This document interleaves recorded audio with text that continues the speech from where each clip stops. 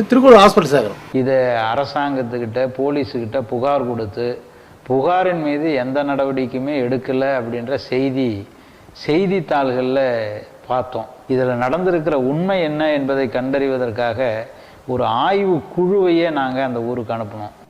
காங்கேயனூர், மேலந்தல், திருவரங்கம், மூங்கில் துறப்பட்டு இந்த கிராமங்கள்லாம் போய் தலித் மக்களை விசாரித்தோம். ஆய்வு குழு கண்டறிந்தது அதிர்ச்சி அளிக்கக்கூடியதாக எங்களுக்கு இருந்தது. இன்னும் மூங்கில் துறைப்பட்டில் இருக்கக்கூடிய ஜனங்கள்லாம் மொத்தமாக வரி வசூல் பண்ணி நன்கொடையாக 10,000 ரூபாய்க்கு மேலே நன்கொடை கொடுத்துருக்குறாங்க. சில தானியங்களும் கூட இந்த திருவிழாவுக்கு கொடுத்துருக்குறாங்க. பூக்குழியில் இறங்கிய திருவரங்கம் மணிகண்டனுக்கு மரண அடி பரிசா?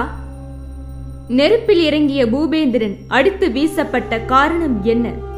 மூங்கில் துறைப்பட்டு செல்வி செய்த சாமி குத்தம் என்ன? இக்கொடுமைக்கு முடிவு கட்ட களமிறங்கியது தீண்டாமை ஒழிப்பு முன்னணியும் மார்க்சிஸ்ட் கம்யூனிஸ்ட் கட்சியும். 2009 செப்டம்பர் 7ஆம் நாளில் மாவட்ட ஆட்சியரிடம் மனு கொடுத்தும் அசைந்து கொடுப்பதாக இல்லை அரசு. செப்டம்பர் மாதம் 11ஆம் தேதி அது சம்பந்தமாக திருக்கோவிலூர் கோட்டாட்சியர் தலையிடணும், காவல்துறை தலையிடணும் என்று வலியுறுத்தி மார்க்சிஸ்ட் கம்யூனிஸ்ட் கட்சியின் சார்பில் திருக்கோவிலூரில் ஒரு நடவடிக்கைக்கான அரசாங்கத்தினுடைய கவனத்தை ஈர்க்கக்கூடிய ஒரு ஆர்ப்பாட்டத்தையும் நடத்தணும். கவன ஈர்ப்பு ஆர்ப்பாட்டம் கணக்கில் எடுத்துக்கொள்ள